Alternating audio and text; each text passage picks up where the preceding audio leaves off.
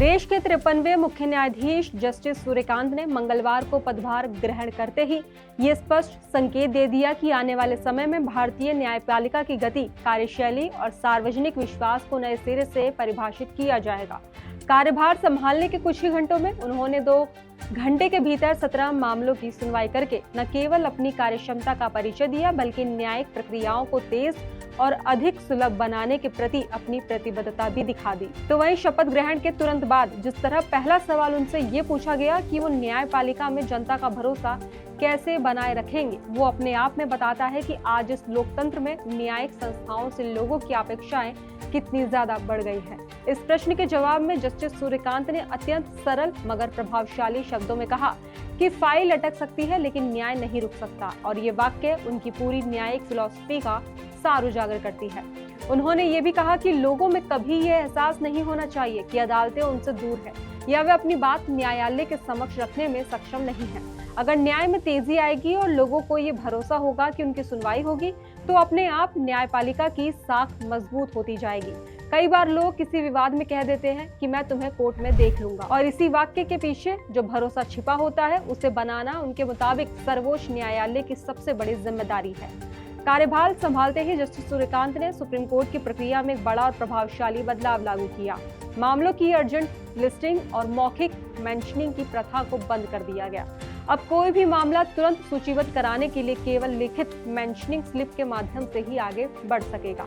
हाँ, असाधारण परिस्थितियों में जैसे किसी आरोपी की फांसी तय हो या किसी की व्यक्तिगत स्वतंत्रता खतरे में हो, मौखिक मेंशनिंग सुनी जाएगी, लेकिन सामान्य स्थितियों में नहीं। तो वहीं यह कदम न्यायालय की पारदर्शिता, व्यवस्था और समानता सुनिश्चित करने की दिशा में एक महत्वपूर्ण सुधार के रूप में देखा जा रहा है। इससे पहले पूर्व सीजीआई संजीव खन्ना ने भी मौखिक मेंशनिंग को समाप्त किया था, लेकिन बाद में सीजीआई बीआर गवई ने इसे फिर से शुरू कर दिया था। तो वहीं जस्टिस सूर्यकांत ने इसे दोबारा बंद करके स्पष्ट संकेत दिया है कि सर्वोच्च अदालत अब तय ढांचे और प्रक्रियाओं में ही काम करेगी, न कि अनौपचारिक अपीलों पर आधारित तत्कालिक कार्रवाइयों के आधार पर। तो वहीं एक चैनल को दिए इंटरव्यू में जब उनसे ये पूछा गया कि मुख्य न्यायाधीश के रूप में उनकी पहली प्राथमिकता क्या होगी, तो उन्होंने बिना किसी हिचकिचाहट के कहा, न्याय कुछ लोगों का विशेष अधिकार नहीं बल्कि हर व्यक्ति का हक है, और मेरी पहली प्राथमिकता होगी न्याय जल्द, आसानी से और बिना बाधा हर नागरिक तक पहुंचे। ये बयान सिर्फ औपचारिकता नहीं था, बल्कि ये स्पष्ट करता है कि उनकी दृष्टि में भारतीय न्यायपालिका का उद्देश्य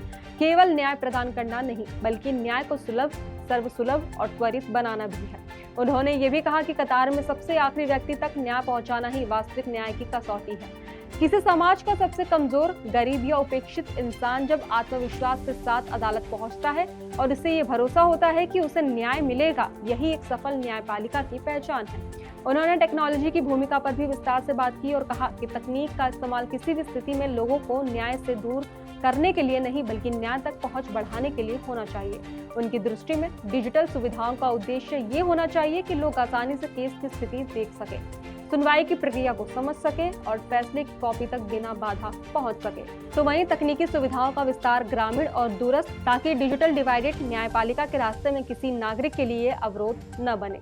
मीडिएशन और वैकल्पिक विवाद समाधान पर अपनी राय रखते हुए उन्होंने कहा कि समझौता आधारित समाधान को भी कमतर नहीं समझना चाहिए। उनके अनुसार ये ऐसा न्याय है जिसमें लंबे मुकदमेबाजी की जरूरत नहीं पड़ती और लोग अपने ही स्तर पर सहमति से अपनी समस्याओं का समाधान खोज लेते हैं। तो वहीं न्यायालय का समय भी बचता है और लोगों का संघर्ष भी घटता है। इसलिए न्याय की नई दिशा में मीडिएशन को मजबूत करना भी उनकी प्राथमिकताओं में शामिल है। तो वहीं उनकी न्यायिक सोच और दृष्टिकोण इतनी स्पष्ट और सुविचारित है कि पहले ही दिन उनकी कार्यवाही से ये संकेत मिलने लगा कि आने वाले सालों में सुप्रीम कोर्ट की कार्यप्रणाली में तेजी, व्यवस्था, अनुशासन और सुलभता का एक बिल्कुल नया युग शुरू हो सकता है। न्याय की गति को तेज करना, कोर्ट तक पहुंच को आसान बनाना, प्रक्रियाओं को सरल करना, फैसलों को तत्काल उपलब्ध कराना और लोक विश्वास को बनाए रखना, इन सब पर उनका जोर साफ नजर आया। तो वहीं उनकी विचारधारा इस बात का भी संकेत देती है कि भारतीय न्यायपालिका केवल मामलों की संख्या कम करने की ओर नहीं, बल्कि न्याय की गुणवत्ता और सामाजिक पहुंच सुनिश्चित करने की ओर भी कदम बढ़ाएगी। तो ये भी खास रहा कि भारतीय न्यायपालिका के इतिहास में पहली बार किसी सीजीआई के शपथ ग्रहण में इतना बड़ा अंतर्राष्ट्रीय न्यायिक प्रतिनिधिमंडल शामिल हुआ। तो वहीं इस बीच ये भी खास रहा कि भारतीय न्यायपालिका के इतिहास में पहली बार किसी सीजीआई के शपथ ग्रहण में इतना बड़ा अंतर्राष्ट्रीय न्यायिक प्रतिनिधिमंडल शामिल हुआ। Bhutan, Kenya, Malaysia, Mauritius, Nepal और श्रीलंका के मुख्य न्यायाधीशों और उनके परिवारों की उपस्थिति ने ये दिखा दिया कि भारत की न्यायिक व्यवस्था की वैश्विक प्रतिष्ठा लगातार बढ़ रही है। इस दौरान पूर्व सीजीआई बी.आर. गवई ने भी एक अनुकरणीय परंपरा स्थापित की। उन्होंने शपथ ग्रहण समारोह के बाद अपनी आधिकारिक गाड़ी वहीं राष्ट्रपति भवन में छोड़ दी, ताकि उनके उत्तराधिकारी जस्टिस सूर्यकांत उसी गाड़ी में अपना पहला सफर कर सके। तो वहीं इस खबर पर आपका क्या कहना है, हमें कमेंट बॉक्स में जरूर बताएं। ऐसे तमाम वीडियोस के लिए देखते रहिए DH।